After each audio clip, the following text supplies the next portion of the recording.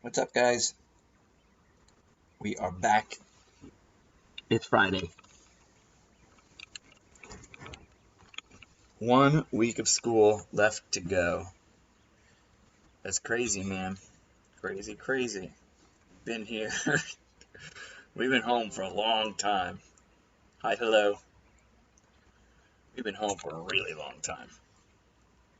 It's crazy to think about. And it seems to have, flown by. I don't know for you, but for me, it's just like blink of an eye. Holy cow, what happened? So I think I'm maybe through the weeds, through the thick of things. I'm gotten a lot of videos edited and done, so got only a couple little things left, but I feel like maybe next week I can get back to a 2-stream schedule and finish out that week at least with a couple streams each day, and maybe we could maybe complete a course in Blender. Could be cool. Did I save anything? I don't think I've ever saved a Blender file. Whatever, this guy's just talking, just giving us run-throughs right now anyway, so I'm going to jump back into this thing. And he went through yesterday the properties panel, and actually that was a pretty good one, so. A lot of the times when you're working in 3D, you want to go under the hood and look at all the specific parts of your scene and object. That is where the properties panel comes in. So let's take a look at it. It's this thing over here on the right. And if you just put your mouse in the middle, you'll see it changes to this cursor, and you can left-click drag and get some more real estate. Or if you really want to, you can hit Control Spacebar and get a ton of real estate by maximizing the view. Let's hit Control Spacebar again, just so we can continue here. Now let's start from the top. The very first thing you're going to see is your tools and workspace settings. If you hit N, go to tools over here, you note that these options mimic what's over here. So I click on move, for example, you'll note that the orientations are the same. So it's just another way of finding where everything's at. And the cool thing is you also have workspace where you can set the default mode per workspace. So when you make your custom workspace, you can pick whichever default mode you want it to jump into, like sculpt or pose mode. Okay, now let's keep going down. And over here you'll see your scene tab. You can pick your render engine, set your samples, play with any of the settings like simplify or adding ambient occlusion, and note that these will be different depending on which render engine you have selected. For our purposes, we'll just leave it on Eevee. Now let's keep going down and you'll see dimensions, and that's where you can specify the resolution, the aspect ratio. Sometimes it's actually really cool, by the way. You can specify, for example, 150% if you want to over-render something, or maybe 50%, and that will just automatically scale your resolution values.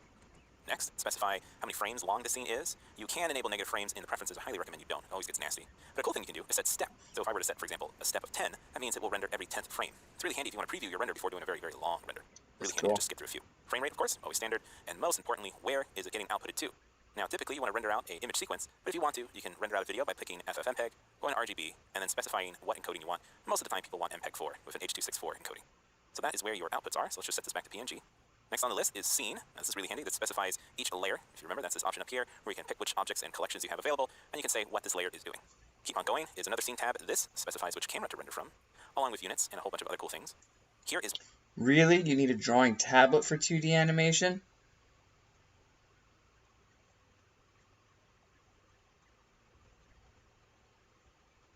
Ah. No way. You can't just do it with well, I mean, doing it with a mouse would probably be a pain in the neck. But so your best bet is probably like what, Adobe Animate or something, right? 7 more days until Disneyland. All right. I mean, hey, we could look up in Linda any like Adobe Animate courses, and what's up, Zilla? The world. Now this is where you specify where the world lighting is coming from. You'll note that nothing changes, but if I were to go into rendered mode, you'll see everything has this world color to it. And if you really want to, you can click this button and go to environment texture, and this is where you would specify an HDRI image that you may have shot outside. Like a little tablet type thing? Does it come with a pen or something that you can draw on? I have like a bamboo tablet. It's old. And actually, I was looking at this one. I think it's called like a 1. Bamboo tablet. Yeah, the Bamboo 1. I think it's a little pricey, but it looks neat. I mean, there's reviews and stuff. I was looking at this one. I mean, for a relatively inexpensive, let's say, Amazon, how much is it? $200. Oh no, wait, that's bought together. Still $200, $197. I thought it was cheaper than that. You could probably find one on sale for like $100, but you know, when you buy these things are relatively pricey. You could probably find an older version. This is like relatively new. I'm sure you could find an old Wacom tablet or something for, here you go, here's $90.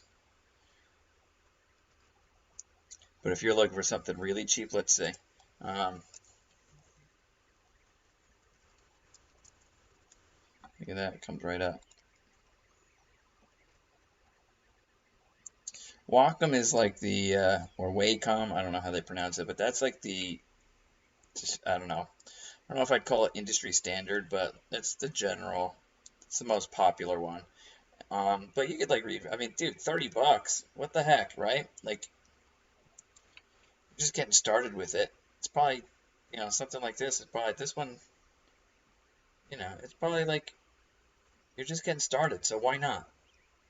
Right? Just get something cheap and see if it works. I would love to do something with like a screen. Man, we'll get there one day to actually have like a touch screen thing, you know, like that'd be neat.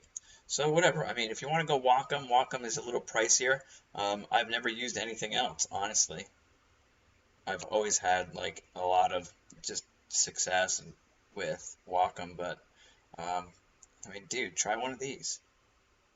$30, you know, 20, $30, why not? You are. All right, cool. Let me know how it works. I'd like to know. And if it's nice, then, hey, maybe I can get a few for school. If it's cheap, you know, that'd be fun. And we could actually have some animation stations in the media center. Or, if you want to, you can just go to Sky Texture and just get a nice, free, easy-to-use sky by left-click and dragging.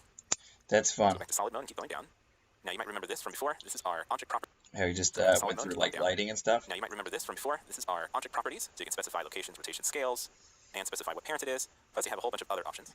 Next are modifiers, particles, physics, constraints, object data. Now, this is really handy. You can add vertex groups, shape keys. Vertex group is like a weight paint map, and a shape key is like a blend shape. It lets you animate and change the actual shape by moving vertices around. No idea what you're saying. UV maps here.